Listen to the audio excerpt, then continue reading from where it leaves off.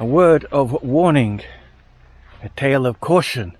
If you're a Brit, you're from the UK and you want to retire to Thailand, here is a tip for you and a massive word of warning. This is my home. It's set on 2 acres and it's in northern Thailand. I bought this land along with my Thai wife 20 years ago. About 15 or 18 years ago we built the home, and then 10 years ago I retired here full time. Now, what is the rub? Well, the rub is your pension. Thailand is a non-aligned country, and in the description below I will put a list of non-aligned countries and aligned countries. The list is available on the uk.gov website. What does it mean? Well, it simply means that the day you retire to a non-aligned country and claim your pension is frozen at that point in time until the day you die, unless you move back to the UK or unless you move to an aligned country. Now, I'll give you a quick example. As I said, Thailand is non-aligned, the Philippines is aligned. Now, what's the difference? The difference is that the Philippines and the UK have got a reciprocal agreement. Thailand and the UK do not. I hear you say, but I paid all my working life, stamp, national insurance. What does it matter where I retire? Trust me, it does. And I have been, for this last 8 years, I've been stuck on a pension, a state pension of £150 a week, despite it now being in the UK or in the Philippines over £200 a week. Now you might say, aha, but I'm keeping my residence in the UK and I'm going to have my UK pension paid into my UK bank account and then transfer it online. Clever. Nope, won't work, or it will work for a short amount of time. The UK government, this Labour government, passed legislation that they can now look into your UK bank accounts. So in other words, if you have your money paid into the UK bank account, say it's the Halifax, for example, paid into the Halifax or NatWest or Barclays or what have you, and then you transfer it, internet banking, to your Thai account, they have the algorithms that search the bank accounts and are looking for those transfers. So if your pension is transferred to Thailand, guess what's going to happen? They're going to stop your pension. They're going to calculate when you move to Thailand. They're going to recoup the money and calculate your pension back down. So if it was £200 a week and if you'd done it 6-7 years ago, they're going to shove you back down to £150 a week.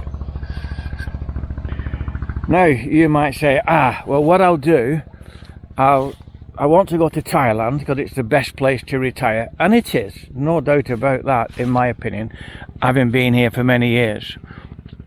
What I'm going to do is I'm going to go to the Philippines, get a visa in the Philippines, easy enough, 30 odd quid, open a bank account, have my money transferred into a Philippine bank account, job done. I'll transfer it then online to a Thai bank account. That would work for a small amount of time. When you retire abroad, the British government, it's about every 2 years, they send you a letter, proof of life.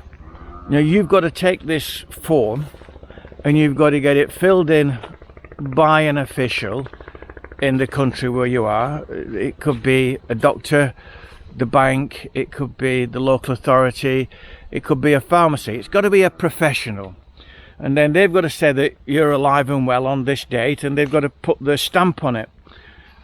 You send that back to the Work and Pensions Division overseas, and your pension keeps coming as per normal.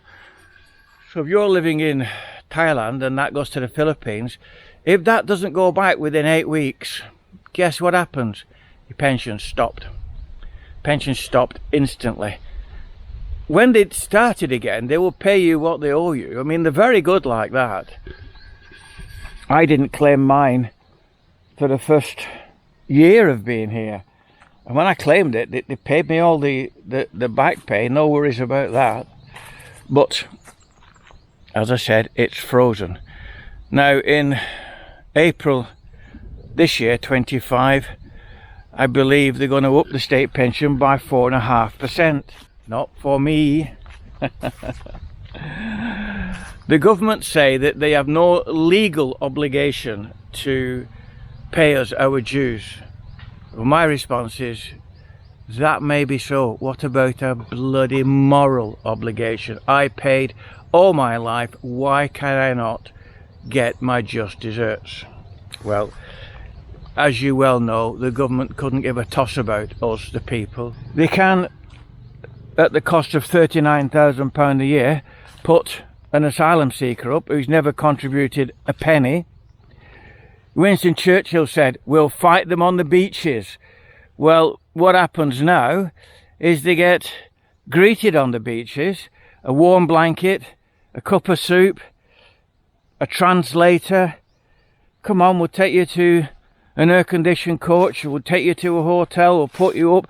Then, at the government expense, we'll employ a translator to explain to you all your entitlements, everything you can claim off the state, you know, your health service, everything that goes with it. You know, it's an absolute bloody disgrace. Anyway, so this is a cautionary tale. I, as a UK expat, as I said, I've been coming to Thailand since 1997, so I'm well versed with the Thais and the culture and everything that goes with it. I have a car in Thailand, I drive in Thailand. I've lived here full time for this last 10 years. This is my 11th, coming into my 11th year. And frankly, I wouldn't be anywhere else. But just be aware, if you are going to be reliant upon a state pension, you're going to have to be damn smart, jiggery pokery. Now, I've got a friend here, a Brit, from Yorkshire actually, and surprisingly, he's bloody clever considering he's from Yorkshire. And Ian tells me that if you open a Wise bank account, then the UK Gov cannot get into your Wise bank account. Now, I don't know whether that's true or not. Ian tells me that it's an internet bank. I don't know, I've no. But if that's true, then when you claim your pension from the UK, you need to get it into that Wise account.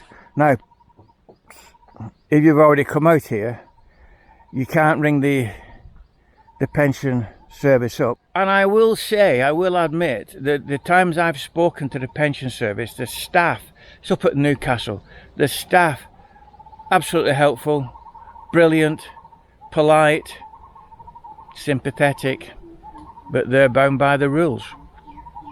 But you can't say, oh well, you can't put down like your sister's home, your brother's home, your son's, your daughter's home as your UK address, because they search it, and if there's no records of you there, gas bill, electric bill, rates, voting, telephone, internet, whatever it is that will be in your name at that address, if they can't find it, you ain't getting it. So there you go, a word of warning for fellow Brits.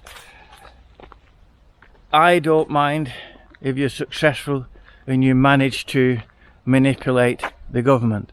It's not stealing, it's rightfully ours. We paid for it, we paid in. I was born in 1953, I'm 72 this month. And I started work in 1968. I started full-time work in 1968. Through the 70s and 80s, and 90s, I employed people, so I was paying an employer's national insurance contribution as well as my own. But I'm stuck on that frozen pension. Figure it out. Bye bye for now.